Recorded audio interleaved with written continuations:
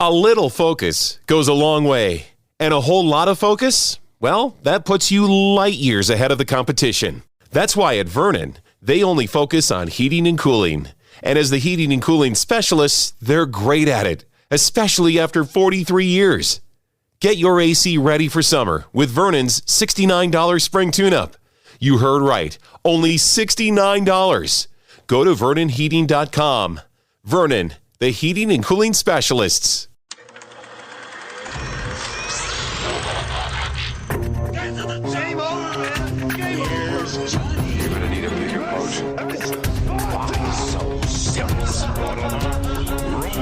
I am Iron Man. This is a tasty burger. Welcome to the InSession Film Podcast. Welcome to episode 531 for April 25th, 2023. I am Brennan Cassidy. And I'm Jay Ledbetter. Thanks for joining us this evening, everybody. So, Jay, given the topic at hand here, I hope by the end of this episode, we can still be friends. Hopefully we can still be friends, can't we? Hey, as the most divisive member of the InSession Film team, bring it on. This is what I was made for. Look, half the people listening right now find me incredibly off-putting, and I wouldn't have it any other way. The people that love me, love me. Oh, I got so many haters out there. I got so many haters. You love it. You love it. You're feeding right into the discourse. I can do that. I'm the heel. You know, that creepy smile you have going on right there. For those actually watching us on YouTube, we've got the this conniving spirit over here from Jay Ledbetter that's going to be feeding into the hateful discourse with regard to this topic of this specific episode. You know, Jay, I think it's appropriate that we're sort of joking about it in this way because we live in a day and age nowadays of extremes, right? Especially when it comes to cinematic opinions, I guess to put it lightly. Mm-hmm.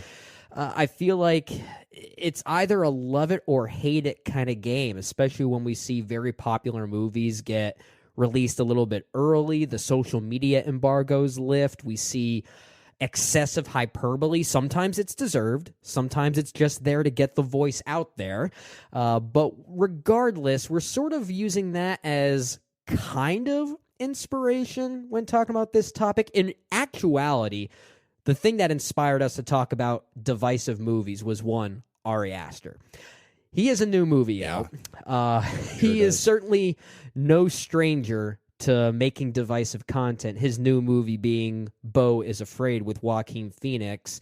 It's a film that we have reviewed on the InSession Film Podcast. It was you and our good friend Ryan McQuaid. So that's available now.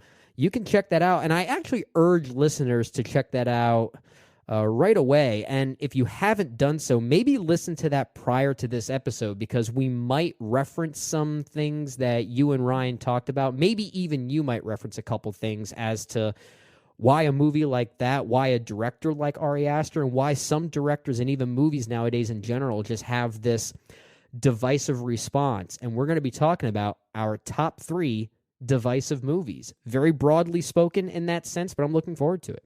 Yeah, BEAU is AFRAID.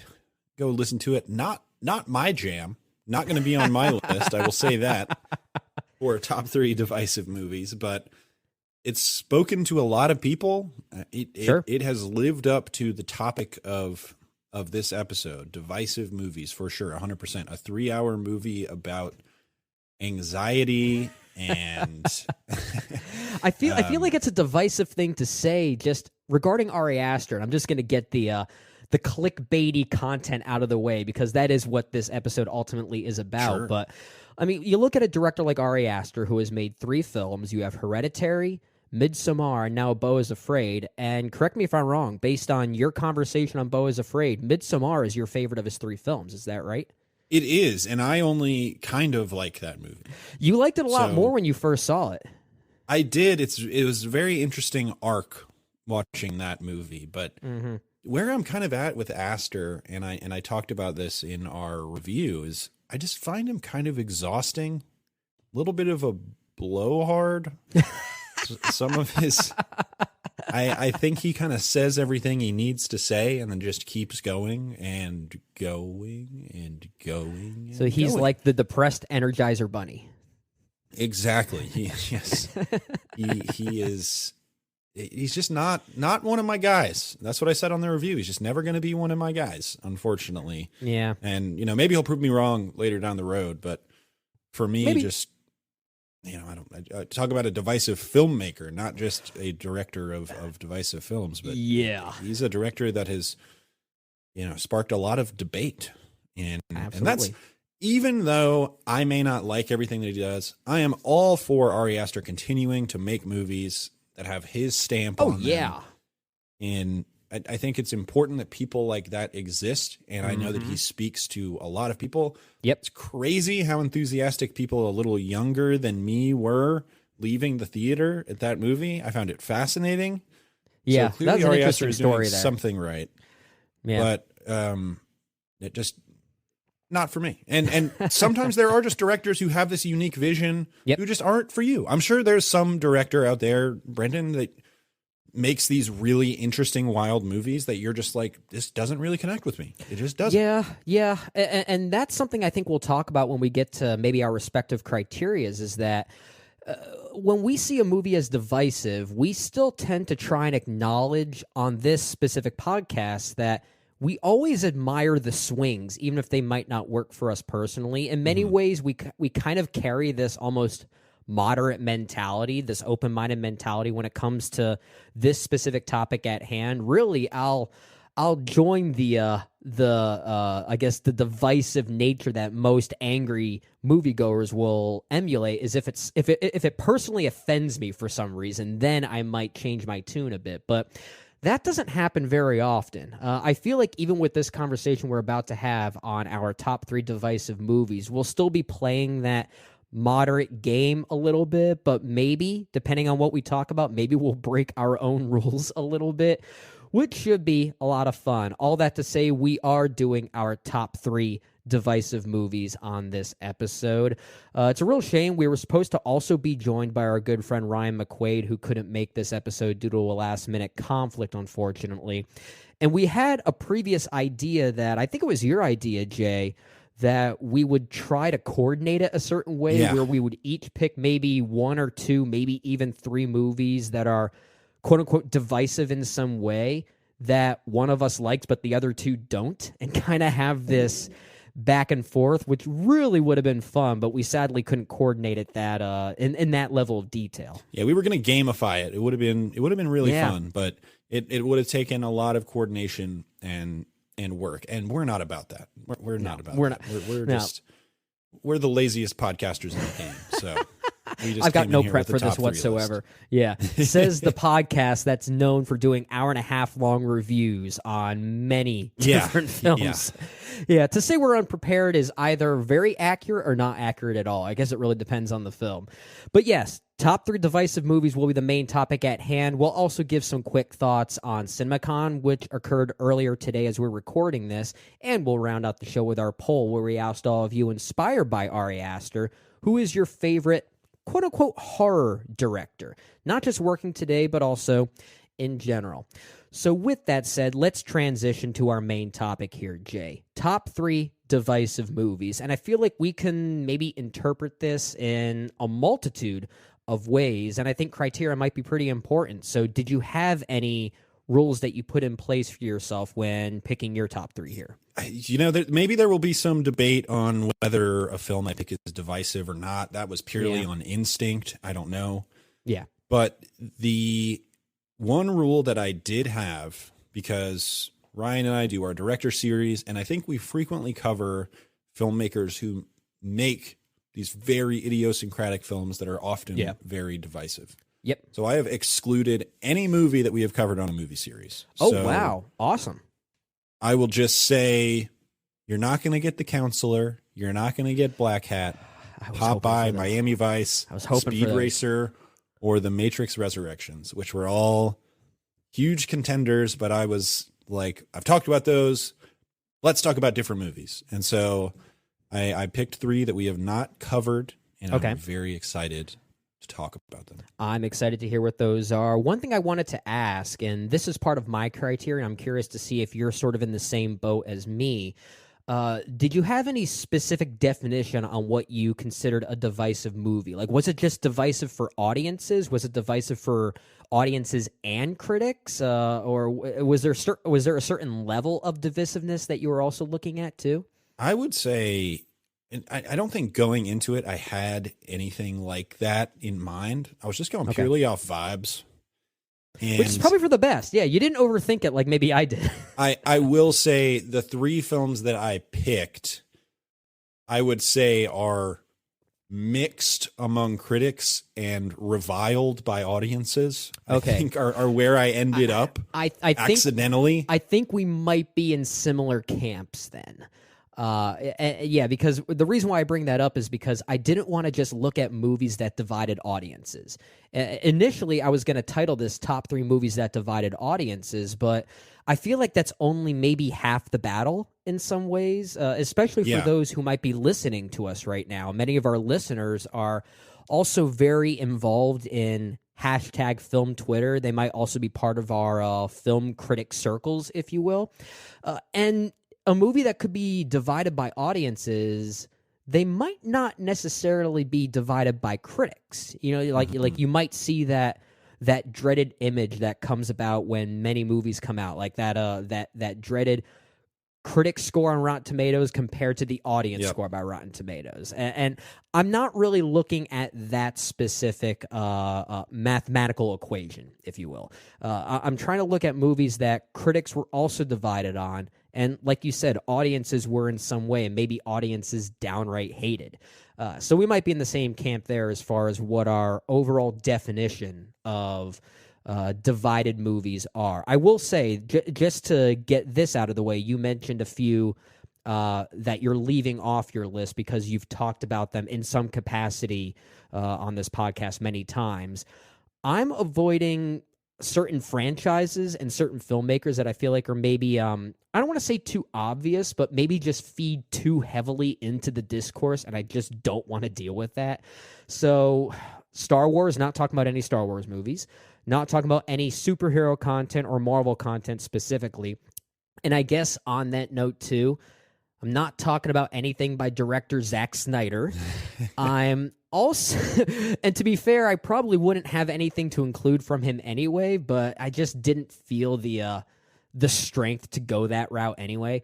Also, a director like Darren Aronofsky, I feel like, is very prone to divisive movies, but there's a lot of hate for some of his movies as well. And again, it's just I don't have the energy to deal with that level of divisiveness, so I'm leaving him off this list as well.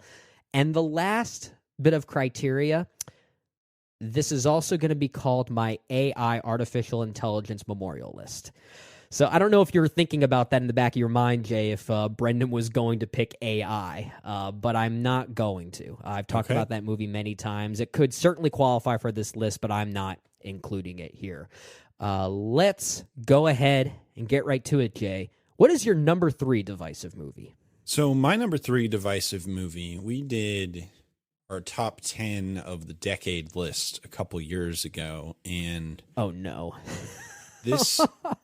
This is a film from, you talk about Aronofsky being a controversial director. This person, I'm speaking about Harmony Korine. We have the same number 3. Wow, I love it. Spring Breakers. Let's talk about it. Let's talk about Spring Breakers.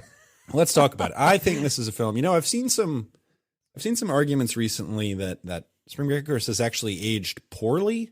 I disagree wholeheartedly with that idea. I think this movie has aged impeccably. I think it has so much to say, not only about youth culture in 2012, but so much to say about the iconography of American cinema. Mm-hmm. I think you could argue that it is maybe the most visually influential film of its decade, certainly for more independent cinema.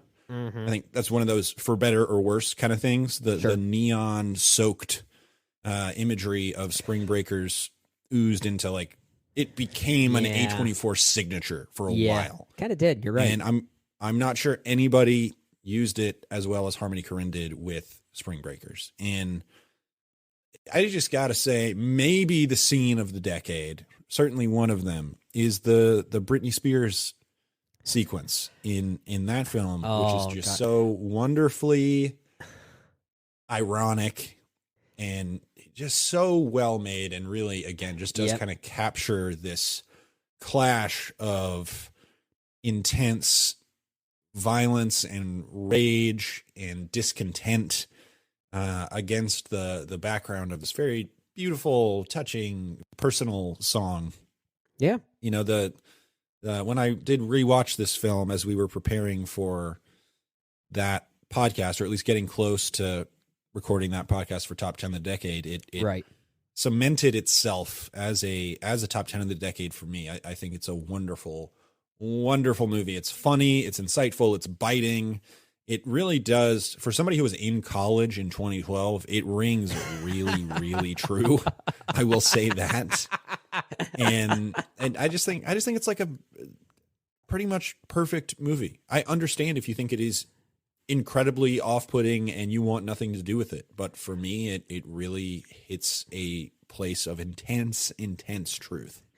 Yeah, to call it wonderful is a very interesting word, because it's not something I would recommend to most people, if I'm being honest. Oh, for and sure. I'm with you. I think calling something wonderful almost implies like, oh, it's such a movie, everyone's got to see it. No, I think most people should not see this movie, because it's going to scare the living hell out of them. It is perhaps the ugliest movie of the past decade. At least that argument could be made, but I think that's, well, yeah, in spirit. And I think that's what makes it so frightening. That whole sequence you're talking about, utilizing Every Time by Britney Spears, is scarier than most horror movies that came out around that same time, mostly due to the consequential nature of what it's depicting. There's something very like gratuitously glorifying about what it's it glorifies the unglorifiable. I can't think of any other way to put it. I don't know if it glorifies it. I think it very much has that irony on its sleeve. Yeah. Wow, look at how far they have sunk. If there's anything, it's maybe more of the gratuitous nature that it comes off as glorification when it's anything but that. It's really one of the best modern movies about American excess. And that mentality and that obsession with that. I feel like the theme of obsession is going to be very appropriate during our entire top 3 conversation here, but I think it's definitely a part of that here, especially from an American mentality. But I'm with you. I think this movie is great. It's also my number 3 divisive movie, and it's one that I would not recommend to most people. And Harmony Korine's a filmmaker I would say the same thing about in general. I mean, what did you think of The Beach Bum that you directed after this? It's great. Okay, I love that as well. I almost considered that for this list, but I feel like Spring Breakers is more emblematic of what a divisive movie is. But yeah, this thing, it's awesome. And we already got some crossover. Let's see if this game continues. Let's see if we have more similarities here. What do you have as your number 2 divisive movie? I certainly don't think number 2 will be on your list. I'm not even sure if you've seen number 2, but okay. You are right about the Spring Breakers thing, and I think that's true of most of these movies. It is only a very particular person that I would recommend these movies to. Oh yeah. I just a normal person. You ever have this when you're maybe at getting drinks with some friends or something, and there's a friend who you kind of know but don't really know entirely well, and they inevitably at some point somebody finds out you're a movie guy. You're like, oh, he loves movies. He's got a movie podcast, and I hate that moment so much. And oh man, it's like a double-edged sword for me, because I too kind of hate that moment. However, a moment like that is the reason why I met JD Duran and helped push this. So it is a 1 in 10 chance that person is going to understand the depths of your lunacy. Yeah, that's a fair point.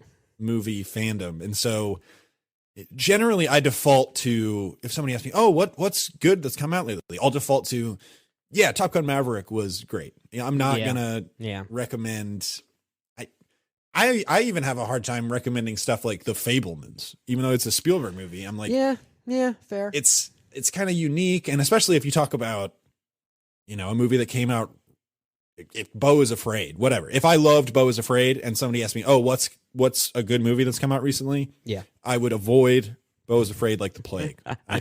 If they watched that and hated it, they might never think of me the same way again. Yeah, that's fair. But that is true of something like Spring Breakers, and that is probably even more true of my number 2 film, which upon release was reviled by pretty much everyone. There is now a group that has kind of reclaimed this particular filmmaker as one of the most underrated of his generation. And he kind of is in the vein of that vulgar auteurist movement where they reclaimed some action filmmakers who, it turned out, I think, had a lot more to say than they were given credit for in their time. Okay. And the director I'm speaking of in this instance is Tony Scott, who I did a full watch through of last year. And for the first time, I saw his film Domino.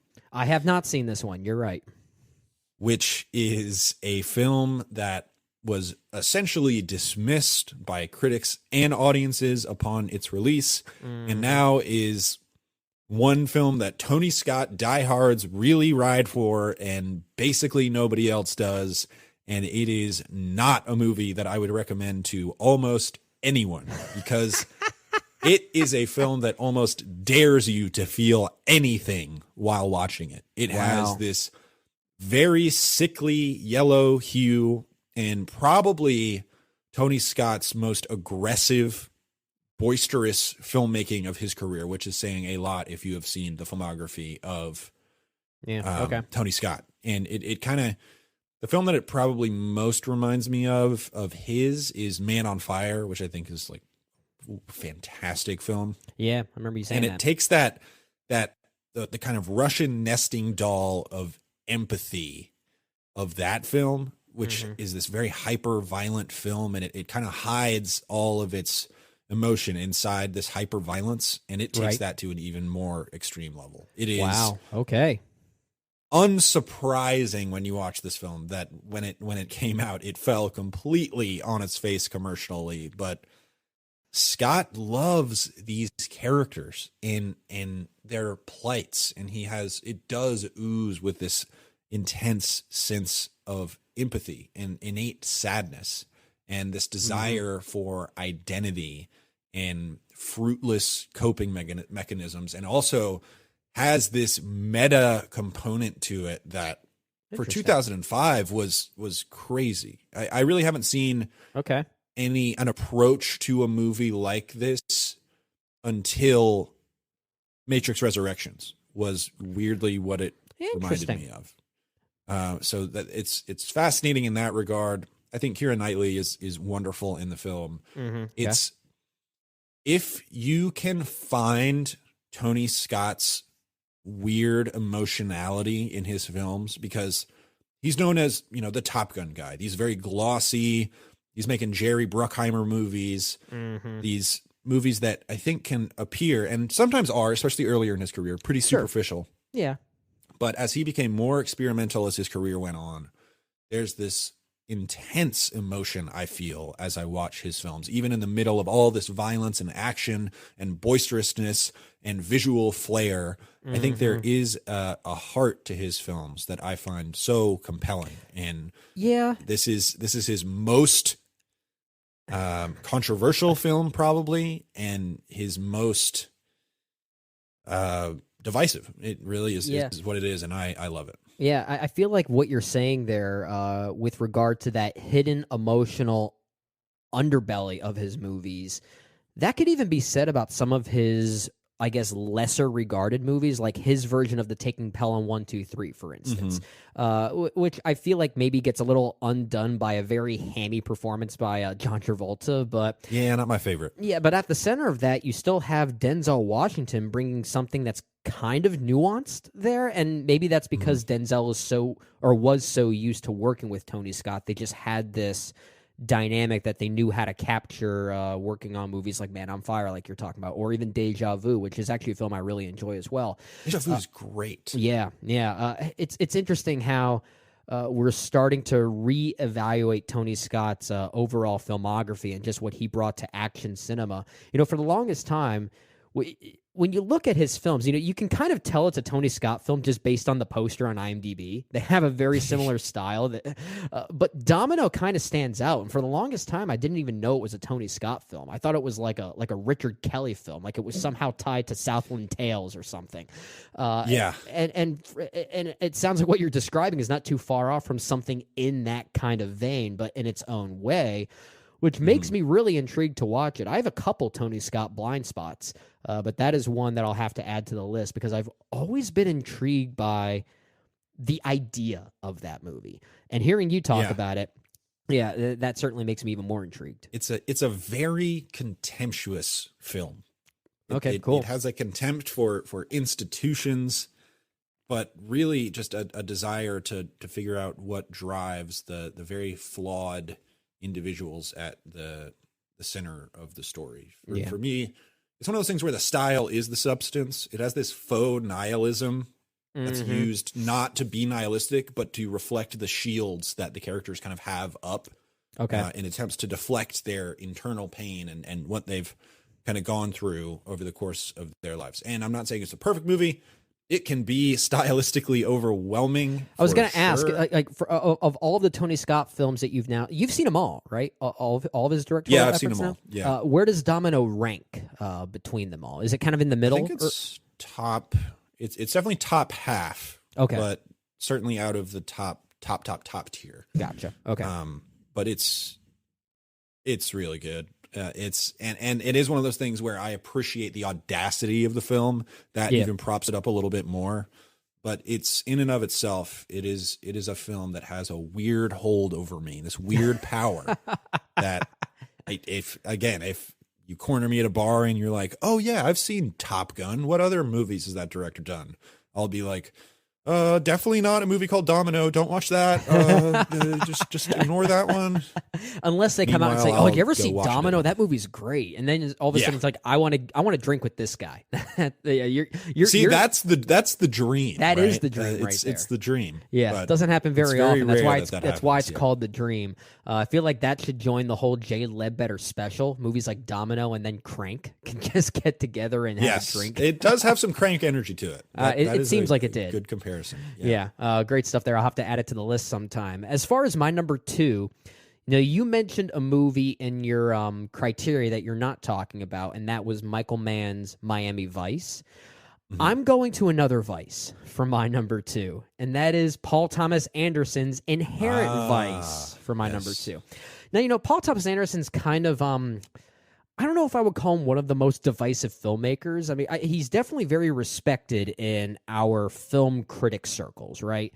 But definitely not as much, or certainly more polarizing when it comes to audience reception. Unless you're There Will Be Blood, right? If you're any one of Paul Thomas Anderson's more modern films, it tends to be one of those examples of critics love it, audiences not so much. But I feel like Inherent Vice is maybe that biggest polarity there. So it might be PTA's most divisive film overall, but I'm putting it on my list because I actually think it's one of his better movies. Like, at least if I were to rank all, 8 feature films I think he has done, I think I would have put this maybe around number 4, honestly. It's probably straddling that top half by just a slight margin. Well, now I got to check. Okay, you got to check this. You want to do the math and fact check me on this one? You can go ahead and do that. But I'll go ahead and keep talking and talk about why I think Inherent Vice rules. What's the most common response when you defend a movie that most people don't like? It's that everything you don't like about it is exactly what I love about it. And that's kind of my relationship with Inherent Vice. Yeah. The movie makes no sense. It honestly is a giant drug daze of a film. And that is what I love about it. It honestly, I don't know this from experience, but I feel like the best way I can describe it is like, imagine trying to recall a movie you just watched after being roofied. Like, that's kind of the vibe it gives off. It's not too far off from something like Fear and Loathing in Las Vegas. In fact, I think Inherent Vice is even more disorienting because it actually has more of a linear plot underneath that you're trying to find, but you just can't. And I think that's what mirrors the great headspace of its lead character, played by Joaquin Phoenix. I think it's really interesting, and the more I watch it, the sadder the film kind of feels. It just has this like weird sense of melancholia to it, or weird sense of melancholy is the right word. I'm thinking of Lars von Trier film. That might be an honorable mention of mine, but a weird sense of melancholy to it, and I tend to discover that the more I've watched the film, and I've seen it like 3 times, and every time it's gotten sadder. So I know it's not for everyone. It makes no sense, and if you're looking for plot, I don't recommend it, especially since the film was kind of marketed as a detective comedic mystery film, not too far off from something like The Big Lebowski. But it's not really that. It's not really that at all. I think it's a much sadder film and a more interesting film, and I quite love it. Yeah, that movie has all the DNA of some movies that I love. It's got The Long Goodbye in there. You do have some Lebowski in there for sure. A movie that came out near-ish the same time that I love is Under the Silver Lake, an easy honorable mention for me. Yeah. Very much in the same vein as Inherent Vice, but I love that movie too. As I'm looking at my PTAs here, he's made 9 movies. 9, okay. And I got Inherent Vice at 6, but his man, Paul Thomas Anderson's top 8 is pretty darn hard to beat. I have Magnolia at number 8, and I love that movie. I think I have Magnolia at number. If I would have seen Magnolia later in life, I would probably rank it lower. But it was one of the first PTA films I saw. It was between There'll Be Blood and Magnolia, which were at one time maybe my 2 favorite movies ever. That was back like in high school, going into college. Very formative films for me, so I'm always going to have a soft spot for both of them. It's just a movie like There'll Be Blood has held up for me as I've gotten older, where Magnolia, I could see the seams breaking a little bit in that one, especially the influence it wears on its sleeve with Robert Altman. It's very clear in that movie. Yeah. It's not really until movies like Punch Drunk Love where you kind of started to feel PTA developing his own voice. In many ways, I almost kind of see Punch Drunk Love as like a weird stylistic debut of his in some ways. That one actually might be my favorite film of his, the more I think about it. But it's an interesting filmography. Not one of his movies I think are bad. I think Hard 8 I would put it towards the bottom, and even that one's a very enjoyable thriller. Yeah. Fun fact, the way that I got into film criticism was I started a blog, and it was called Raining Frogs Reviews in honor of Magnolia. Terrible name for a movie website. Just absolutely awful, but it got the ball rolling on my. It did, yeah. On my I wonder if you would have caught the attention of any religious zealots out there that it was some biblical reference. Hey, maybe that's what it should have been. Is a Christian movie review site. Although I think that market might already be cornered. But I think it's already cornered. Yeah, if you go to Think Christian, Josh Larson from Film Spotting already has that market cornered very well. Let's continue on, though, to our number 1 divisive movie. So, Jay, what do you have topping your list? My number 1 is a film that has been covered on a movie series, but not one that I was on. And that's actually true of one other movie that I have here. I wasn't on the Black Hat episode, but I just didn't want to include it. I don't know. Fair. But this movie has been covered by yourself and JD, and if you'll recall recently when we did our greatest films of all time, top 10, I decided that Terrence Malick is my favorite filmmaker ever. It just came to me in a moment. It was like a lightning bolt that struck me, and I was like, I think 2 of the 10 greatest movies of all time are from Terrence Malick. That probably means he's my favorite director.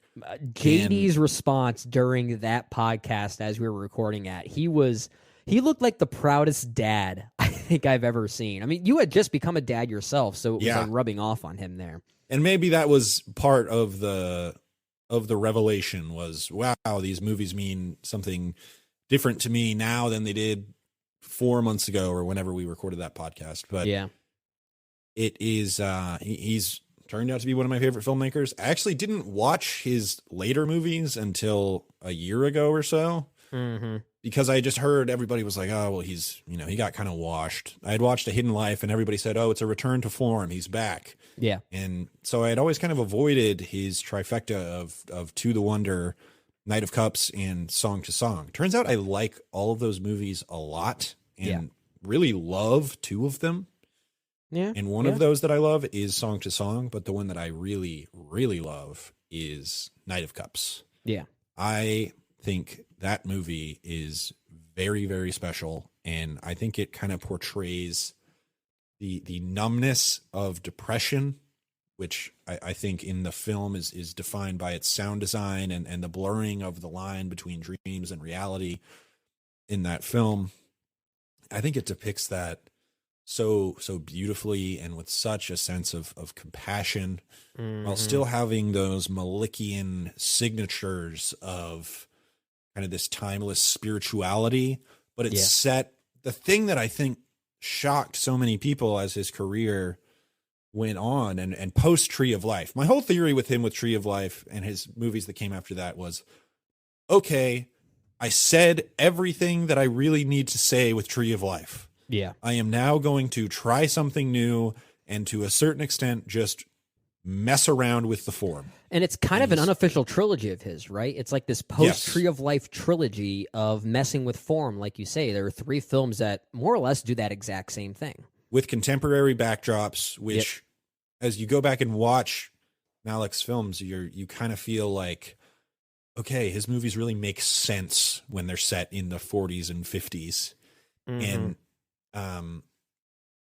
however, I think it completely recontextualizes his ideas when you set them in the modern world. It to me, this one more than any of the other films feels like a contemporary extension of the Tree of Life. I mean, there's repeated imagery at times, and there's a coldness and a distance to this movie that his other films don't really have. Yeah, that I think really contributes to the sense of despair. And there is a lot of meta elements of this film as well, because you have this actor played by Christian Bale who is trying to kind of find some modicum of happiness in this situation that he finds himself stuck in, despite in his mind, he has achieved everything that he at one time thought he wanted. It's about this idea of finding satisfaction once again, whether that is through his art or whether that is through maybe even abandoning this life that he has now found himself in. And I just think it has such an intense emotional core to it in the way that every Malick film does.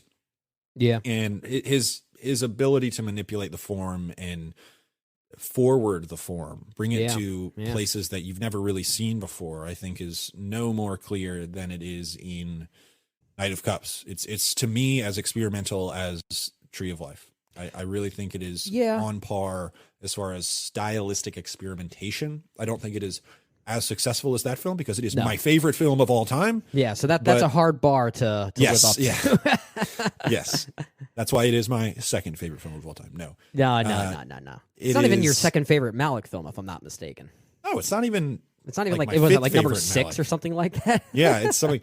My one, I posted my Malick rankings on Twitter, and one of the responses I got was, "Oh, how on earth do you have this ahead of Badlands?" Which I know is a very hot take. Badlands is one of the greatest directorial debuts of all time. Yeah, I find this movie even more compelling than one of the greatest directorial debuts of all time. You know, it is to me that special, that influential. I don't know if I disagree with that. I certainly like Badlands as a film more than Knight of Cups, but when JD and I did our Terrence Malick movie series on the main show some time ago, I really began to appreciate that post-Tree of Life trilogy where he was messing with form even more. Admittedly, I'm still not quite sold on movies like To the Wonder or Song to Song. I'm not quite there yet, even though I admittedly like them more on those rewatches. But Knight of Cups more or less worked for me on that rewatch, and I think a lot of it is due to Christian Bale sort of being this like center, this cipher for everything that the film seems to be implying, and I think that kind of helps rein in some of those experimental tendencies that Malick is messing with here. Having that cipher, I think, really helps that film quite a bit. And I think Christian Bale's kind of provocative in the movie.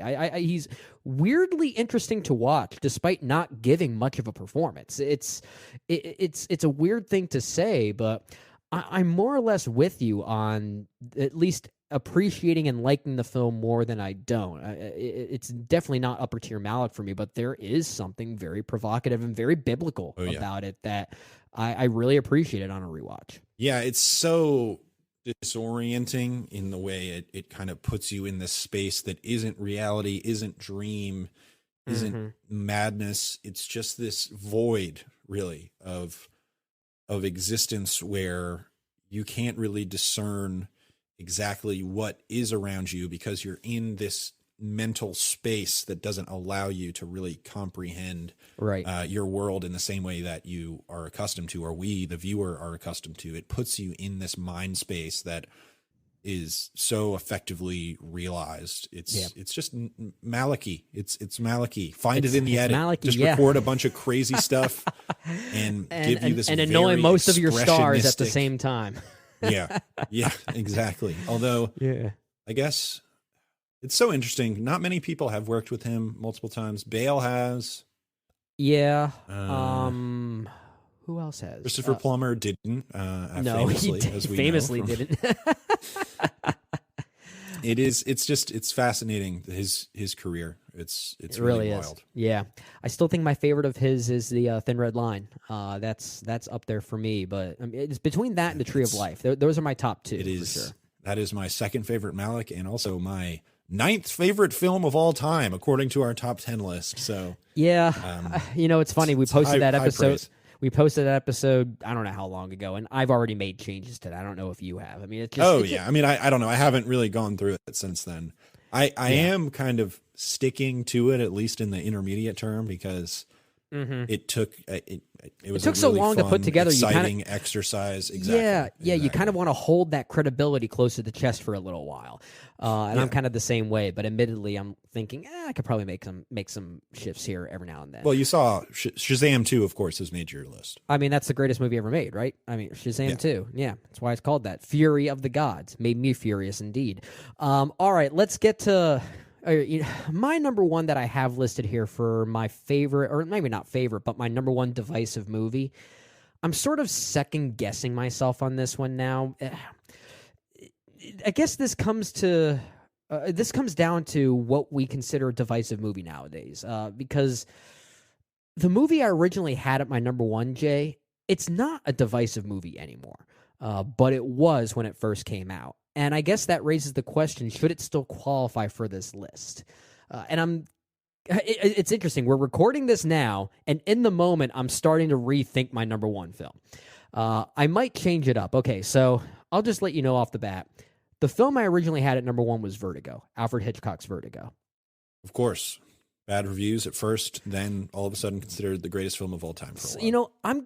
That's the thing. It's like because nowadays, especially those who are coming into this fresh, who might not know that history, might be thinking, why are you picking one of the greatest movies ever made as a divisive movie? I looked at it through a more modern lens. And I'm kind of thinking I should do that. I mean, it makes sense for a movie like Vertigo to at least be talked about in this capacity because it wasn't a huge box office hit.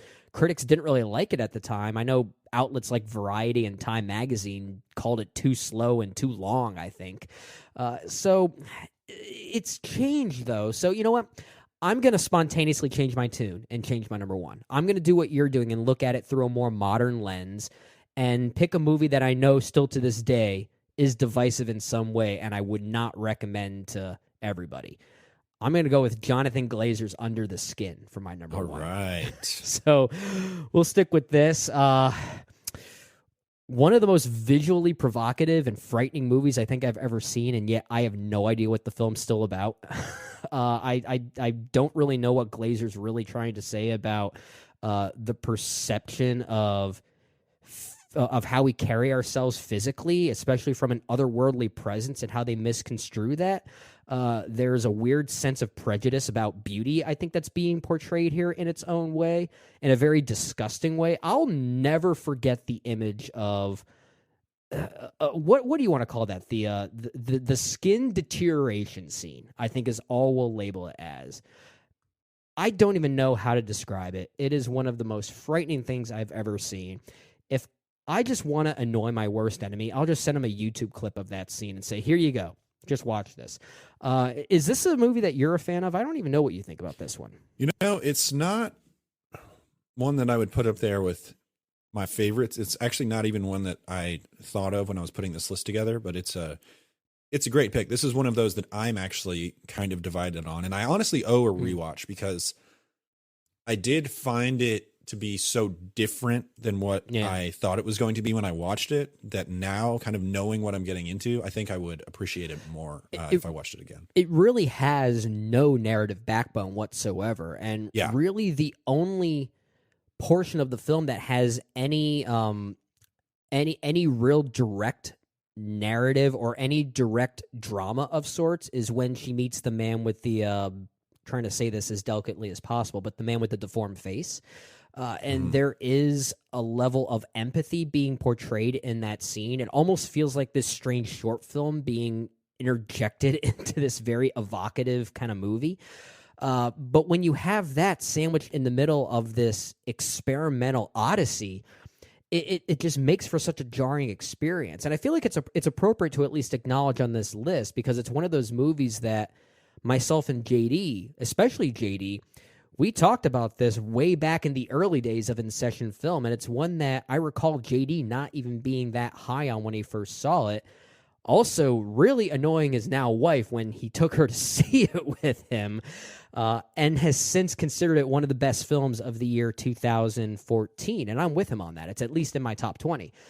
So it's interesting the journey that it's gone on with not just critics, but us here at InSession Film, myself and JD specifically. So it felt almost nostalgic to include it on this list. So I'll go with Under the Skin as my actual number one here. I love Vertigo. I think it kind of qualifies, but I think it more so qualifies at a certain point in history than it does now. So I'm going to make that switch now.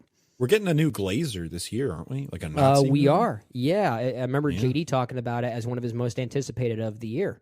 So I'm looking forward to that as well. That'll be light viewing. Light viewing. Just a breezy watch. Have you ever seen his movie Birth with Nicole Kidman? No, I haven't. That is a wild movie. I need to watch it. I'll probably do a full Glazer watch before the Nazi movie comes out, which I can't remember what it's called. I forget the name of it as well. But yeah, he's only got 3 films, so it's not to say that it's an easy filmography to get through because of how his films ultimately feel. But at the same time, it's only 3 movies, so it's less homework to do at least. Yep. It almost feels like him making a Nazi movie is unfair, how much of a downer it's going to be. It's like a cheat code. And yet I'm weirdly still so excited to see that. Oh, I'm stoked. Yeah. Let's get to some honorable mentions that just missed our respective top 3. So what other divisive movies did you want to highlight quickly? So how about Tomorrowland? Brad Bird's Tomorrowland, a movie I like a lot. I don't like that movie at all. I can't stand that movie. Yeah, that's the beauty of the conversation. I know. It is. Oh man, it's a movie that I find to have very interesting opinions on postmodernism and pessimism. As an eternal pessimist, I found that movie pretty compelling in its turning around of kind of my views. I find it very effective. I love the ideas of that movie. I struggle to get over the Damon Lindelof of it all. He has a certain way with narrative that I don't think translates to film all that well, and that has always been hard for me to overlook. Yeah, that's fair. He's definitely very hit or miss for me as a writer of film. Yeah.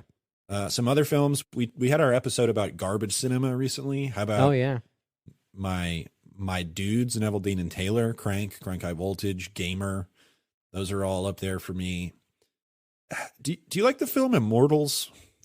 I haven't seen it. That's the Tarsem film with Henry Cavill. Tarsem movie. Yeah, I like it. You know, Tarsem's not much more to say about it. Tarsem's an interesting director. And he's known for making some pretty divisive movies. I mean, I think most people would say nowadays his film The Fall is quite good, but he has a movie with Jennifer Lopez called The Cell that I actually think is wildly interesting. Yeah, he's a really interesting filmmaker, and also a really interesting filmmaker is Charlie Kaufman.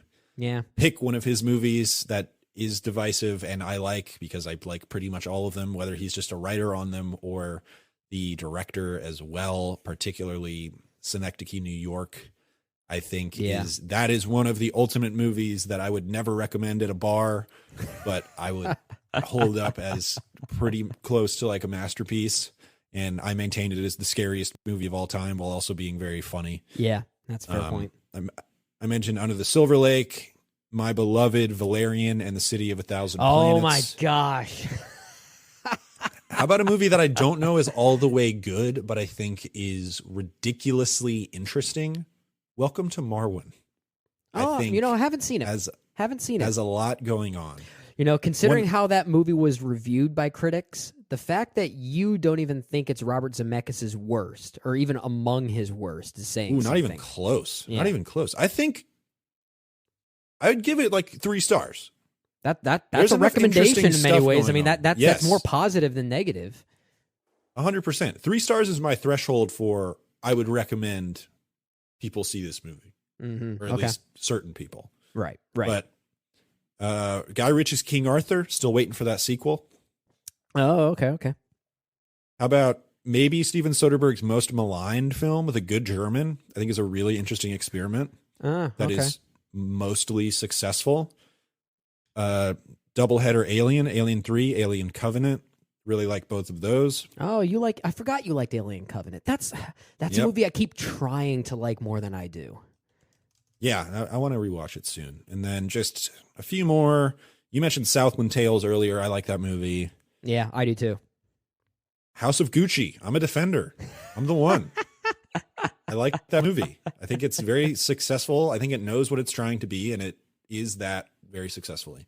And finally, little underseen gem that got kind of dismissed when it came out. Roman J. Israel Esquire. Very good I never film. watched that. Never watched that one. One of Denzel's best performances, in my opinion. That was Dan Gilroy, right? Yeah.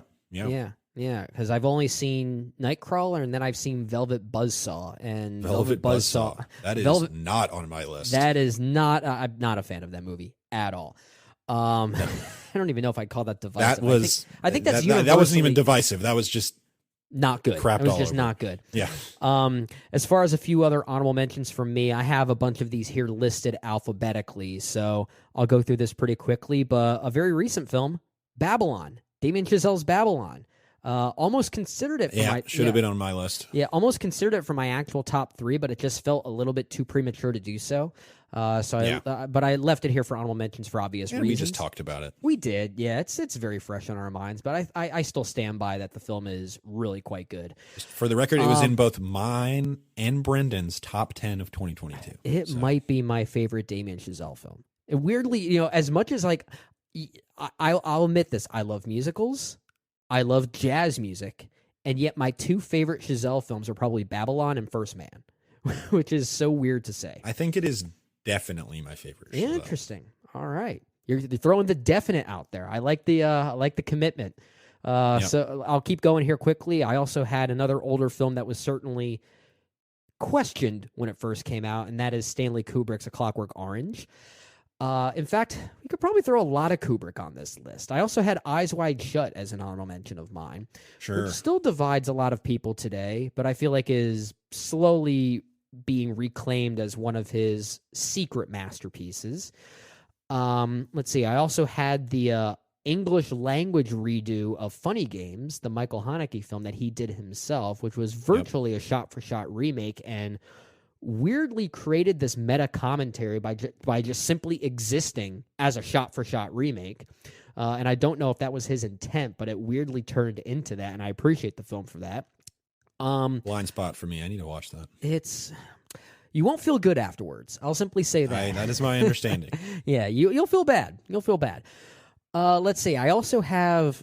this director is certainly not known for dividing people all that much, especially with regard to film critic circles, but Quentin Tarantino sometimes can divide people, but I feel like The Hateful Eight is maybe his most divisive film in some ways, and it's a film I didn't care for when I first saw, but I'm kind of appreciating more as time has gone on, especially if I think about it being more influenced by like 70s and 80s horror films as opposed to spaghetti westerns. I actually think it's more interesting when I look at it through that lens. So I threw that on here as an honorable mention. A Wes Anderson film that I like quite a bit more than others is The Life Aquatic with Steve Zissou, which I think I like a lot more than you. I think from what I understand, you're not a big fan of this. Yeah, one. you do. My unsung Anderson that I like more than most is probably Darjeeling. I like that one a lot. I have to give that one a rewatch. I remember not hating it, but it might be towards the bottom for me with regard to Wes Anderson's filmography. Let's see. I also have the horror film The Mist, which I actually kind of like. I also have, let's see, The Neon Demon, the Nicholas Winding Refn film, which I also like more than most others. You mentioned Steven Soderbergh. Ocean's 12, I think rocks. I think that movie's great. I think that movie is really good. Let's see what else here. Sunshine, the Danny Boyle film that I know is kind of divisive for people. I think it's not one of my favorite. I don't love a lot of Danny Boyle films, but I actually think that's kind of mid to upper tier. I think it's an interesting movie. I think that's definitely up there. Man, I've been doing a Boyle rewatch. I'm surprised you're not even a fan of his.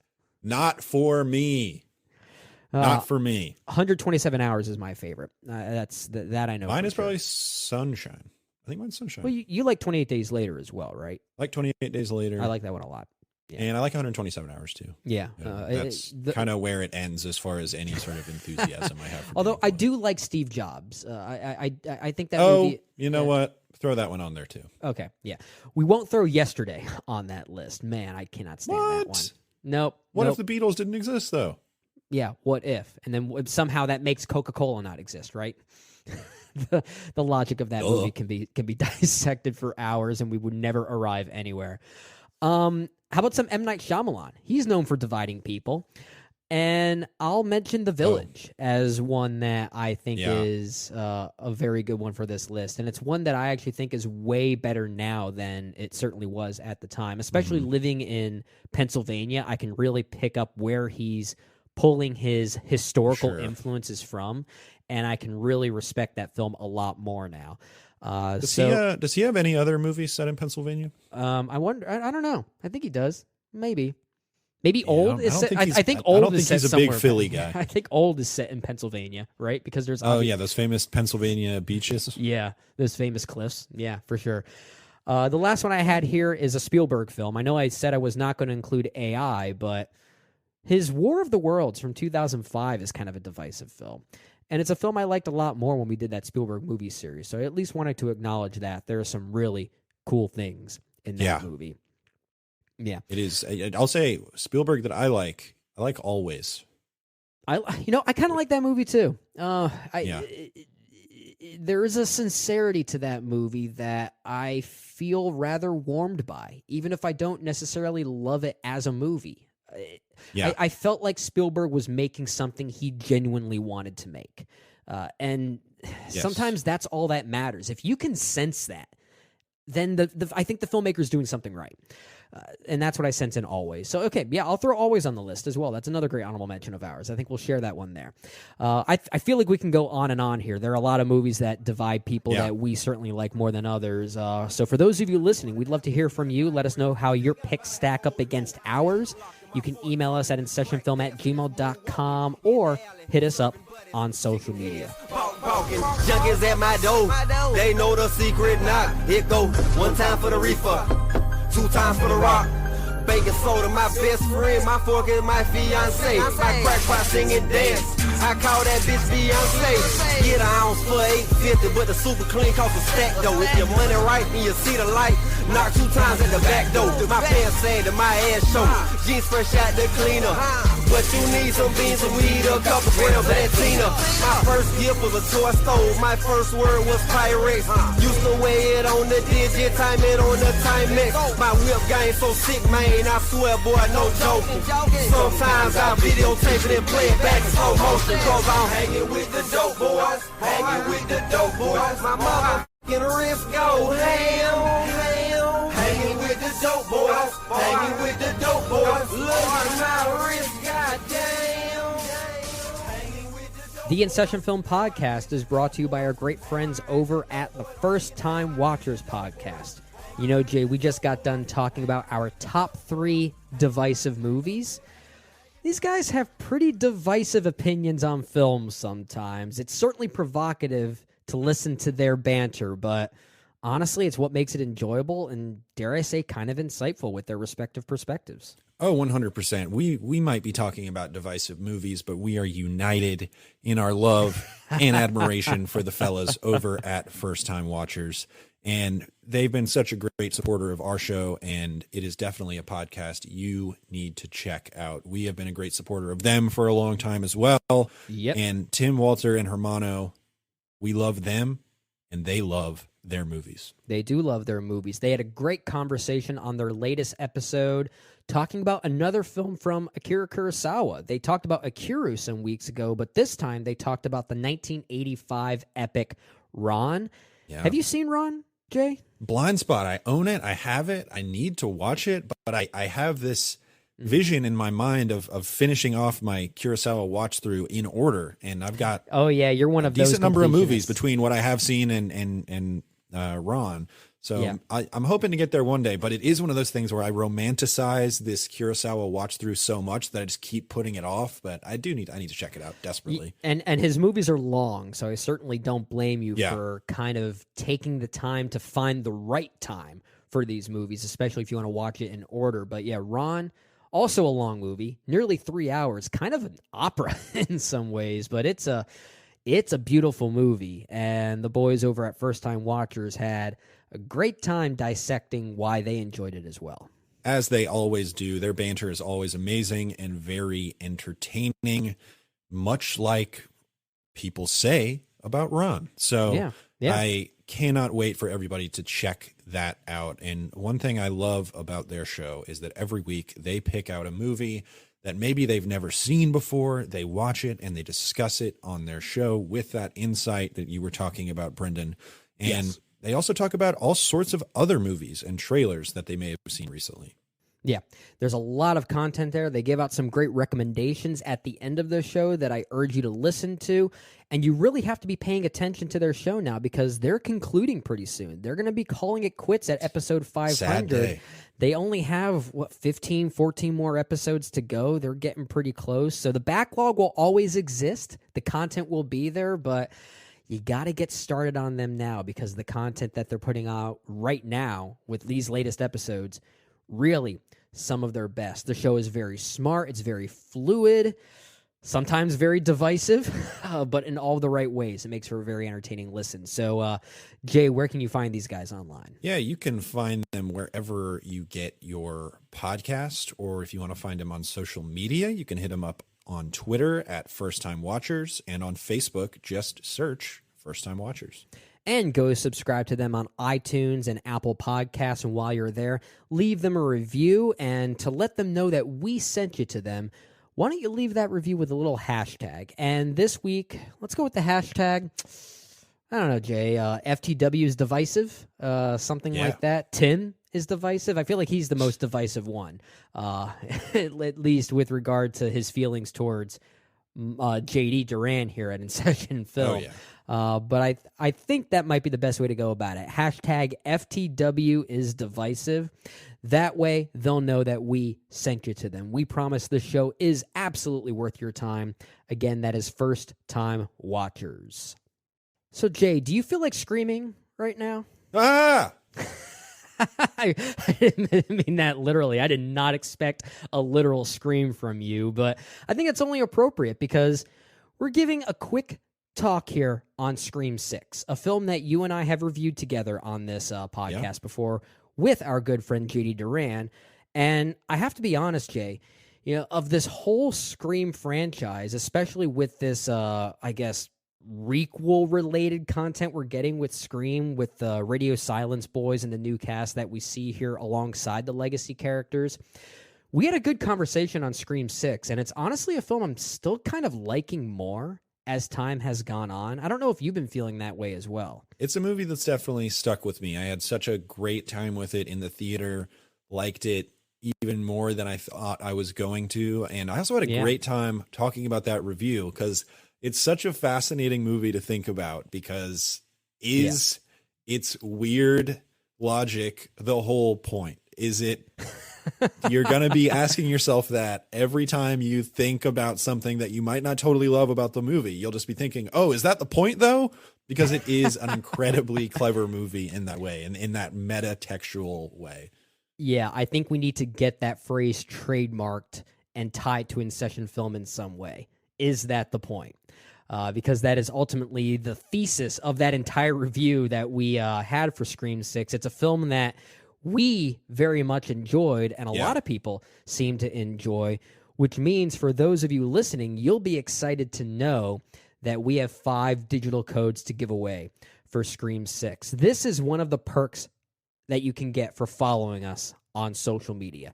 Sometimes you'll get exclusive opportunities to win either Blu-rays or digital codes or some type of reward. And in this case, like I said, we have 5 digital codes to give away for the film Scream 6. If you follow us on social media at InSession Film, you will soon see instructions in how you can win your digital copy. Once again, 5 digital codes to give away for Scream 6. We promise this promo here will have you screaming. Together, we can make a difference. That's been the sign-off for everything Livestream for the Cure related ever since the event began back in 2017. Hello everyone, my name is Nick, and I am the host of the Livestream for the Cure, an annual charity event to raise money for the Cancer Research Institute for immunotherapy research for a world immune to cancer. And over the past 6 years, we've made that difference together. Amazing listeners, amazing viewers, amazing podcast partners and content creators all coming together, and we've raised over $70,000. But this year, we're going to make our biggest difference to date, and we're going to raise $25,000 for the Cancer Research Institute. Tune into the event at twitch.tv/livestreamforthecure starting May 18th, as we're joined again by podcast partners and content creators from around the world to help the Cancer Research Institute crush cancer. Together, we will make a difference.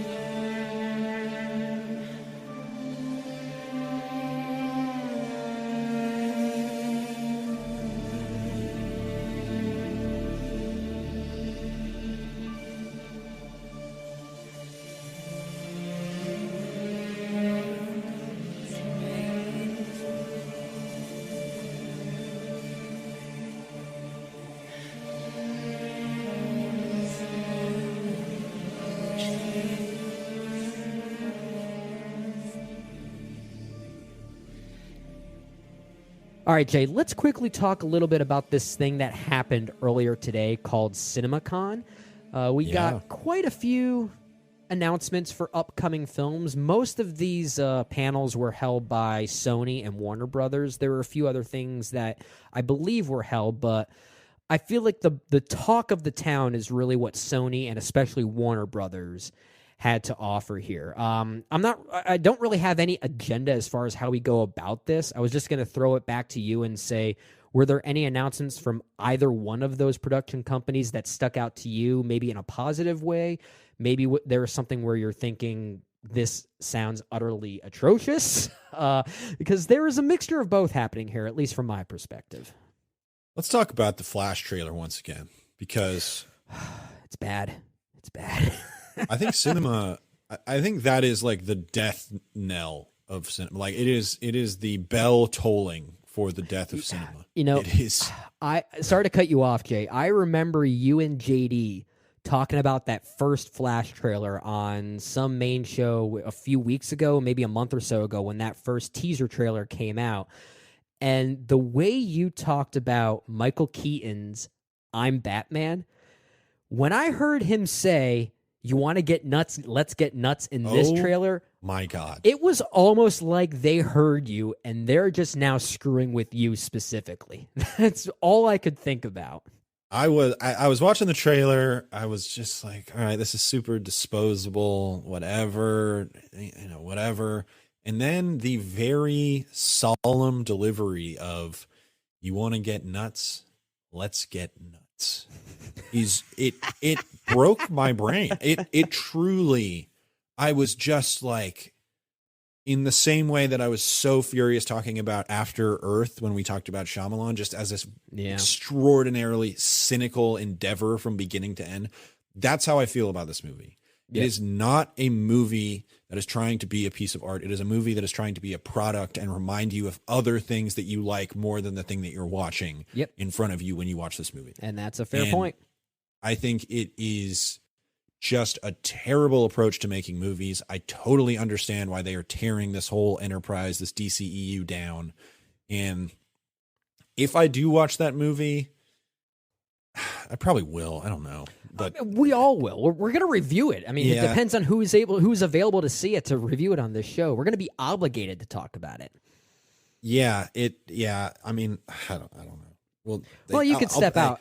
I think JD will be back by then. He'll be able to maybe take over for your. I mean, I can't even talk about the trailer. It makes me too mad. I'm over here just stammering. It truly made me angry watching it. It's so unfortunate to take something like Tim Burton's Batman, which is such an essential movie. I don't even love that movie, but it is a very important movie. It is, with so much personality, and especially when you get to Batman Returns, which I think is one of Tim Burton's best movies. Best Batman movie ever made. There is so much. This is a man putting his heart and soul on screen for, yes, a big commercial entity, this big piece of IP, but people just don't do that anymore, almost at all. It is so rare to see that kind of artistic energy put into a product like that. And this is just as bad as it gets, as far as we are completely unconcerned with making a good movie. We just want to give people this dopamine hit 7 or 8 times over the course of the movie when we remind them about something from when they were a kid. It's disgusting. It's so unfortunate that the thing we have to talk about first is this Flash trailer, because it's the only thing that I feel like was officially released to the public afterwards. Everything else are things that we can speculate. There was some footage shown from other properties and other movies that we have not had a chance to see yet, unless we were there at CinemaCon, and you and I were not there, unfortunately.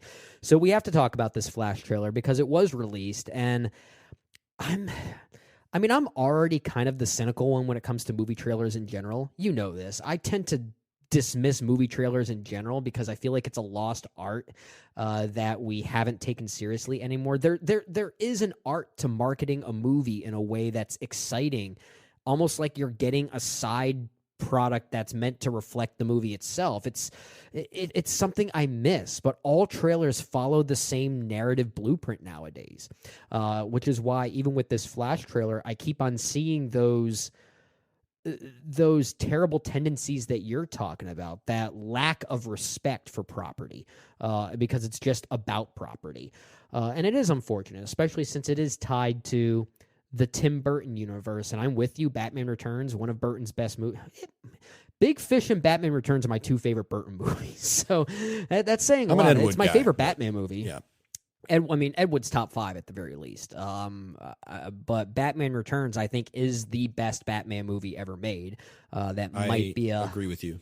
Controversial statement. That's so good. I agree with you. It is so good. But man, I did not like this trailer for all the reasons you're talking about. Don't think it's very good, and I think it was funny to hear David Zaslav of Warner. What did he say? That it's one of the greatest superhero movies he's ever seen, or something like that? Yeah, they're really hyping that thing up. That's either indicative of one of two things. They either do have something on their hands that they believe is genuinely going to take people by surprise in a positive way. Not saying it will, but they really do believe that. Or they're just trying to save face, and they know what they actually have. I don't know. I feel like it's going to be one of the two, at least from our perspective. Yeah, I don't know. It looks bad. Yeah, it does. Very, very, very bad. Should we get to some positive things that maybe were talked about here? Was there anything from... Let's look at Warner Brothers here, because we got some announcements for Aquaman and the Lost Kingdom. We didn't get to see any footage from it. I heard the footage was not well received from a few people. But maybe that's stupid idiots. Well, it might just be indicative of the deterioration of the DCEU right now. Maybe that's part of it, but I mean, I didn't realize that production was apparently a disaster. I've heard that it was. I didn't realize that. Yeah. James Wan normally runs a tight ship. He's usually pretty efficient. He's usually pretty efficient with that stuff. You and I are both Aquaman stans. We're Aqua stans, of course. Yep, that might be my favorite of the DCEU. We've talked about this before. But we did get some footage for that. We got some footage for Blue Beetle. We got some announcements for other movies outside of those superhero properties, like Dune Part 2, which apparently is going to feature Timothée Chalamet on a giant practical sandworm, according to him. Count me in. David Lynch would be proud. David Lynch would be proud. I normally don't go for directors or artists or even actors saying how the first film of a franchise or something was the appetizer to the second film's main course, but I weirdly like how that's being described here for Dune Part 2, because that is ultimately what Part 1 kind of felt like, and I think that was its intent, that it was meant to be an initial portion before it completely changes your appetite with what we're going to get next. Because I weirdly feel like Part 2 is going to be it's described as an action war epic, but knowing Frank Herbert's original novel and how it was meant to sort of deconstruct the notion of the chosen one narrative, I think by calling that first film an appetizer weirdly makes me more excited for Part 2, because I feel like we're going to get that yin and yang kind of movie here. Yeah, when we talked about the first film when it came out, my whole thing with the movie was, I don't know how good I think that is, because it is half of a movie. Yeah. It is, and that is kind of the definition of an appetizer. It's half of a meal, right? It's the starter. And it is entirely possible that this film, and I have a lot of faith in Denis Villeneuve. I think he's one of the best directors, especially large scale directors working right now. Sure. I have a lot of faith in him really making that first movie pay off, because there's so much to like about that movie. It just kind of cuts itself off pretty abruptly. And if you kind of end up making Part 2 into the second half of this big entity, it could end up being a really great epic action story. And I do have a lot of faith in them figuring that out. I'm very excited to see that movie, but just kind of got to see it to believe it, because it's a hard story to pull off. Yep. And it's almost one of those things where you see so many great actors in the cast that it's hard to believe that they'll all be able to really eat. And I'm hoping that they can figure out ways to get that giant cast to all get their due. Yeah. Since they are such great performers in this big epic story that certainly has to go through a lot of action beats in addition to the character beats and the acting that we really hope to see from these great performers. Yeah, I agree with that as well, and I'm weirdly looking forward to it for those reasons, even though I'm kind of with you. I like the first two. I don't even know if I want to say I like Dune Part 1, because my feelings on that film will be determined based on how much I like or dislike Part 2. It's going to be contextualized in a new way because of that. Were there any of the other Warner Brothers announcements that you wanted to highlight that you either thought, okay, this looks pretty good based on what we heard, or maybe this sounds terrible? Was there anything that you wanted to highlight there that you know of? No, I mean, I don't know. Barbie had stuff. I didn't really get a feel for what exactly went on at Barbie. Yeah. Oh yeah, big day for Chalamet. Yeah, big day for Chalamet. I don't know. I mean, WB, they're making interesting movies. It's even stuff that is IP driven that feels a bit cynical on its face. It's like they're doing a Wonka musical starring Timothée Chalamet. That's at least interesting. It's making it for a lot of money. It's even more interesting knowing that it's directed by Paul King of Paddington fame. Yeah, Paddington. Yes, Paddington fame. And apparently will feature Hugh Grant as one of the Oompa Loompas, which I think that's the marketing right there. You just got to tell people that, and they will be there to see that movie. I guess we also got an official announcement that Beetlejuice 2 is now coming, although I feel like we kind of knew that. They just now put it in writing. So I guess that's also happening. But you mentioned Barbie. Does that get you excited at all? No. Not really. Me neither. Tim Burton's washed. Then again, I mean, we talked about Tim Burton just a few moments ago with regard to Batman Returns and how we both think that's one of Burton's best movies. Beetlejuice is kind of mid-Burton for me. I mean, I like it. I agree. I'm with you. I'm with you on that. It's a very interesting vision, but I don't really think it has much of a story that compels me. I like what is on screen more than I like what is being told to us, if that makes sense. But I've always appreciated. Yeah, it's one of those movies that I really like watching, but has never really stuck with me. Yeah, but I remember a lot of it. It's not to say the movie is not memorable. It actually is, just for very specific reasons. But yeah, it's mid Burton for me. I still like it overall. Let's transition to Sony quickly. I don't really have much to say about what Sony had to offer for their panel. I feel like the positive talk rather, is really around Spider-Man Across the Spider-Verse, which I am looking forward to. I do think that's going to be pretty good, and I like that first one quite a bit.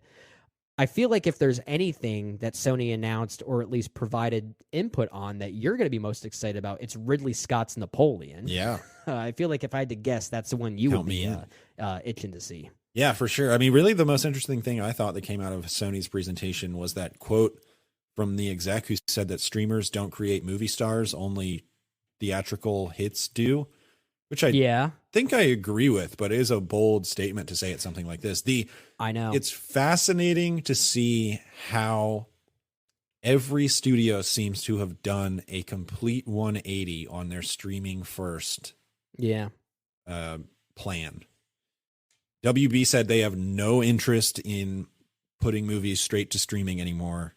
Sony now saying, not that they were ever really that much in the streaming game to begin with, but them going out of their way to say that streaming is not the way that you create movie stars. It's not really what sticks in the culture. Yeah. It's really interesting to see. And then you have Netflix. They've been having plenty of trouble on their end. It's really interesting how that has changed. And weirdly, theaters are doing well right now. They're doing kind of cool. Well. That's a really cool thing encouraging right now. Yeah, it really I had is. my doubts. You did. And Ryan McQuaid was very adamant that the theater experience was going to be coming back. And maybe he wasn't wrong in that. At least this year. I don't know if this will be a reflection of how future years are, or if it's just a one-off kind of thing, depending on the content that we're actually getting. Maybe that's part of the conversation as well. But I do think it's looking up. I really do. And it's exciting to feel like we're going to the theater to see movies as opposed to seeing content. Right. You know, I feel like that's changing a little bit. Yeah, it's exciting. And I don't know how often you've been going to the theater, but I've had fairly full houses for most of the movies I've gone to and just had a great time going back to the theater. Yeah. I'd kind of forgotten how much I like just going to the theater like once a week or trying to. I mean, it's been a lot of fun. Admittedly, I haven't seen as many movies as, let's say, you or Ryan have, but of the movies I've seen, I admittedly haven't really loved many of them. I think I haven't either. Yeah, I mean, based on what I've seen, I'm not saying this is a representation of 2023 thus far, but I haven't really loved 2023 at this point yet, but I enjoyed the theater experiences. Even something like I didn't care for the new Dungeons and Dragons, but it was kind of fun seeing that with a rather packed house. It was a very different vibe that I'm not really used to that much, and I'm trying to get back into that mentality. And I feel like Sony and Warner Brothers are kind of capturing that a little bit, which is pretty encouraging. As far as other Sony properties here, apparently we got this announcement that Kraven the Hunter is officially happening and will be Sony's first R-rated. Thank God. Yeah, thank God. We've all been looking forward to that. Isn't J.C. Chandor directing that? The guy from A Most Violent Year? I believe that is correct. Yeah. I don't know if that's exciting or unfortunate. I think we have to see the movie first to know for sure. Yeah, who knows? I don't know. Kraven the Hunter is Aaron Taylor Johnson? Yep. I think we'll feature Rhino as the villain. I forget offhand who's playing that character, but we'll see about that. Apparently, Kraven is the good guy? I don't know how that's going to work. I don't know what their narrative is going to be. I've only heard I've only heard what that was through the grapevine there. I think there's an official announcement somewhere about that. Right. Yeah. So there's also Gran Turismo, the new Neil Blomkamp film that is not a sci-fi horror film at all. Wait, that's a Neil Blomkamp movie? Yeah. I did not, You did not know that? Whoa. Doesn't that make you more excited for it now? Maybe not excited, but curious. I don't know. Did you surely you did not watch Blomkamp's last movie? I did not. No, a Demonic, was that what it was called? Yeah. Yeah, I did not see it. And good for him for getting back into the studio game, I guess. I mean, talk about making divisive content. We could have put Chappie on that list. He's made one good movie. Even District 9 I like a little bit less than I did at the time. I still like that movie, but I haven't watched it in a long time, but truly how much I dislike his other movies makes me question how much I actually like District 9. I think a lot of that comes down to Sharlto Copley's performance. He is really great in it, and I'll still at least stand by that. So if it might be one of those cases where, again, I haven't seen the film in quite some time, so I need to give it a rewatch to know for sure, but it might be one of those cases where a lead performance is so good it kind of fills in those gaps that wouldn't be there otherwise, which does happen quite often. We've seen it happen many times, but maybe that's the case with us in District 9, but I know a lot of people do like it. He's made some divisive content for sure. I wonder if Gran Turismo will fall into that same How category. do you make a Gran Turismo movie? I don't know. I'm struggling. I guess it's kind of a blank slate. You can make whatever you want. Yeah, I guess that's what he's doing here. We'll see if that one works out as well. We got a lot of announcements here from CinemaCon, a lot to look forward to, a lot to question, and we'll see how they all shape up as the year keeps going. Let us know some of your picks as far as what you're most excited from CinemaCon. All right, before we conclude this weekend show, let's talk about this week's poll. It's real bad, okay? I don't like those numbers at all. Just one poll? Those things aren't scientific. Yes, they are.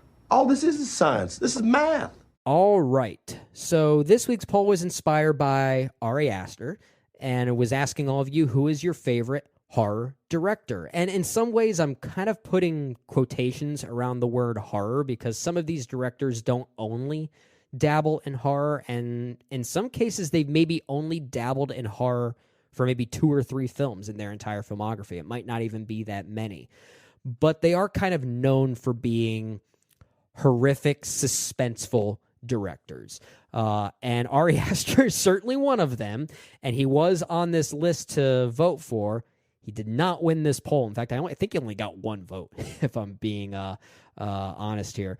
But winning the poll, 26%, just over 26%. John Carpenter, baby. John Carpenter coming in on top here. Not surprised. Honestly, kind of deserved. Looking at this list we put together, I think it might be the most deserved one when we look at horror just as a genre and what he contributed to it and how how those films continue to contribute to the horror movement and how even he as a presence still does. But he does win this poll at 26%. In second place at 18% was the late and great Wes Craven. I feel like it's between those two, right, Jay? We often talk about John Carpenter and Wes Craven as like the most formative directors of modern horror and what horror ultimately became from the 70s onward. So to see them win this poll, not too surprising there. I will say third place at 13% was one of my favorites, David Cronenberg in third place there. I really like David Cronenberg. I think he's a really interesting filmmaker.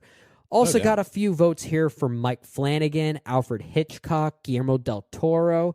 Won't vote here and there for Sam Raimi, David Lynch, Robert Eggers. I feel like names like David Lynch, for instance. Like, would you really classify him as a horror director? Yeah, that's the hard part. I look at this list and I say, well, David Lynch is my favorite director on that list. Yeah. But is he a true blue horror director? But then you can also look at Sam Raimi, who, 1, he does kind of horror comedy, and 2, he had this phase of his career where he just started making adult dramas.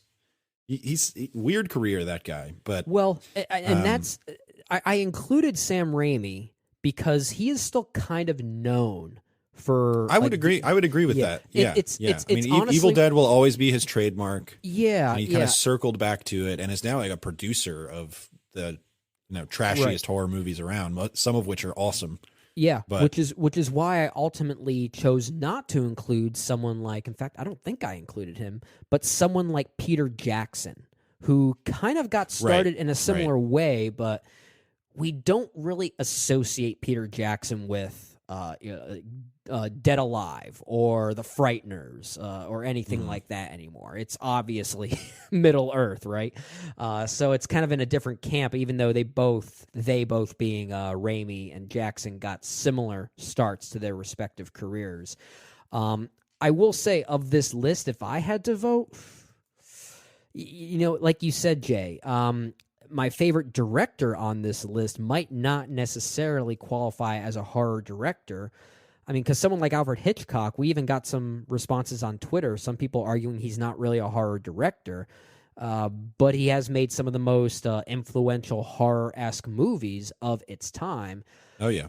I do think I would give the vote to John Carpenter here. I think I will join the club, and it's looking at not just movies like Halloween, but mostly his 80s output. A lot of these great directors sort of had their lulls in the 1980s, but John Carpenter, I think, was making his most interesting movies of that. I mean, that was really his time, right? With The Thing, and Escape from New York, and They Live. I mean, that was his time to shine, and I think those movies are even more provocative now than they were back then. I think that those movies are great. Yeah, they're great. Have you seen Prince of Darkness? I need to. That was late 80s, right? Or was that early 90s? Late 80s, I think. But it is maybe my third favorite Carpenter, maybe even my second favorite Carpenter. I remember you really that liked movie that one. Is phenomenal. Such a provocative, thoughtful movie. I just think that movie's incredible. And the interesting thing is, Craven and Carpenter both have made a decent number of bad movies. Yeah. But Carpenter's run from Halloween to, I guess it might have been Prince of Darkness, and then he had a couple after that.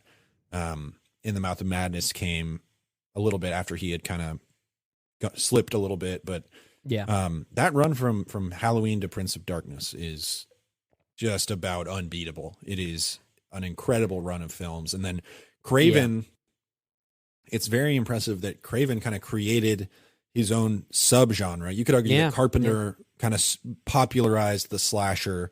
Craven created kind of a new version of a slasher with Nightmare on Elm Street. And then when that went out of style, he completely changed the game with Scream, which is low-key one of the most influential movies of the 90s. It is such an important movie. I would say, if we're pinning both of those names up against each other and trying to decipher what qualities made them the best horror directors of all time, arguably, is that I would say John Carpenter was perhaps the most bold in that way, where I think maybe Craven was probably the most predictive.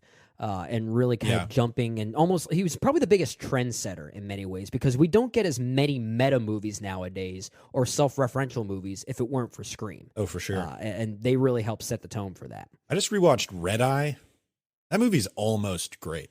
But it's not. Yeah, it's efficient. What's it, like 80-some minutes long? It is such a convoluted movie. I had completely forgotten that movie revolves around political assassination. I know. I had totally forgotten that. Oh man, what he also remember that movie Cursed with Christina Ricci, and that one's kind of funny, and I don't know if it knows it. I think it does, but I haven't really decided yet.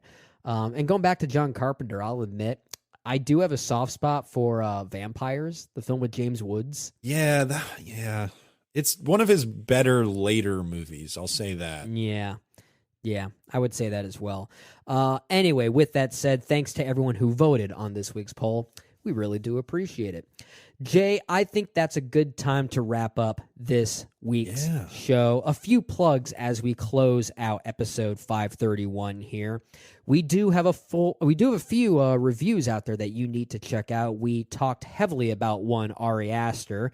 He has a new film out called BEAU is AFRAID, and we do have a full review of that available right now. It is between Jay and Ryan McQuaid, dissecting the divisiveness of that movie and Ari Aster in general, and why that film is a bit bloated, according to the two of them. We're on two different sides there. Ryan likes it a lot more than me. It was a really fun conversation. Absolutely, and I liked hearing both of those perspectives there. I still have not seen the film, but I am looking forward to it. If I can find time to shave off 3 hours of my life. You need a lot of time. I have been busy, man. But speaking of some reviews that we have out there, myself and JD Duran got together to talk about the new film from Makoto Shinkai. It's called Suzume, the anime film there. We had a great conversation there talking about why we like that film. We don't quite love it, but we do think it is certainly better than it isn't. But as far as a few upcoming things you need to look out for, on episode 532, I'm getting my hundreds mixed up there. I'm not sure what we're doing yet, Jay. I think given the fact that we have a movie like Peter Pan and Wendy coming out that weekend, maybe we'll do something. I had a couple ideas in mind. Maybe something like Disney movies we actually want to see get the live action treatment, because there are actually some that aren't, that I think should be. I think that's a topic we have covered on InSession Film at some point, so it might be one that we have to disregard just for repetition's sake. But maybe we'll do something like that, or maybe we'll have it be inspired by David Lowery. Maybe we'll talk about one for me, one for you filmmakers that kind of had that journey. That would be interesting. Yeah, so look out for episode 532 next week. It might be one of those two topics. I think more importantly, look out for some upcoming reviews, one of them being David Lowery's Peter Pan and Wendy, which has been one of my most anticipated films for the past couple of years and is finally coming out, not in theaters, but on Disney+. And early buzz is suggesting, it's pretty good. It's pretty good. So I'm looking forward to that. We're also going to have a full review of Kelly Reichardt's new film showing up. That'll be between Jay and JD. And we should also have a full review of the film Are You There, God? It's Me, Margaret, which I've been hearing great things about and apparently getting a wide release this weekend.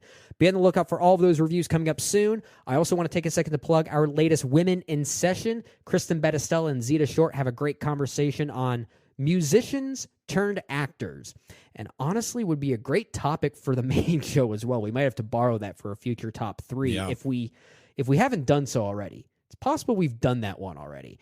I'm not really sure, but if not, we might have to steal that. It was a great conversation and a great topic there. How about some movie series news? We're still in the middle of our Wong Kar-wai movie series, Ryan and JR specifically. We've stalled a little bit. Sabbatical. Yeah, there's a bit of a sabbatical there, right? But it sounds like you guys are finally getting back into it. Yeah, we will be. Plan is we get back on the horse this week with Wong Kar-wai's film Happy Together. And then next week, it'll be kind of the big one. It'll be In the Mood for Love. So be on the lookout for that. But follow along with the whole series. They're all worth watching. They're all fascinating films, and they have a lot to offer. So continue to be on the lookout for that. We're more than halfway through his filmography. Just a few more to go, but that'll be really fun to wrap up. Yeah, really great stuff there. Love this director, love this series thus far. And of course, if you like what you're hearing from us, you can follow us on social media at InSession Film. Also, be sure to subscribe to us here on YouTube for all of our video content that we're doing here. We're also on your favorite podcast app of choice. So find us there and leave us a rating, leave us a review. Let us know how you think we're doing. We really appreciate the feedback there. And you can also hit us up on Patreon for exclusive content only available there. So let's wrap up this episode, Jay. I feel like we did this well. We're still friends after that divisive conversation, talking about divisive content. God JD wasn't here. I know. Oh my gosh. For those of you listening, don't go back through the archives and find our review of Michael Mann's Miami Vice. You don't want the dreaded review. Sorry, that was the most divisive episode of InSession Film. That is for sure. I think that was the one time I've ever yelled at you guys on an episode. Because most of that episode was me just taking a back seat and letting you and JD hammer whatever it was you needed to hammer out. And I was like, guys, I like this movie. I want to talk about it. I'm not getting the chance. Shut the hell up. Let's just go on. It was one of those cases. Here's the one thing that we can definitely agree on. I won the argument. And And JD's not here to say otherwise, so it's on the record. Divisive content continues. Boom. Remember how I said we tend to play the more moderate game here, Jay? You are breaking those rules right now. No longer. I deal in absolutes. We have completely changed course here. Hopefully, for those of you listening, you haven't steered away after those comments there from Jay. But it was a great conversation. Thanks for joining me, Jay. Thanks for listening, everyone. Yeah. We will see you next time on the InSession Film Podcast. Bye.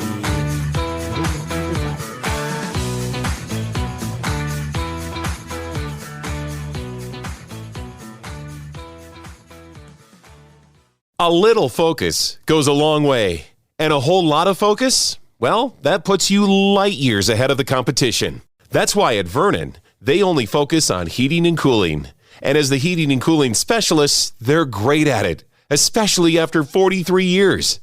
Get your AC ready for summer with Vernon's $69 spring tune-up. You heard right, only $69. Go to VernonHeating.com. Vernon, the heating and cooling specialists.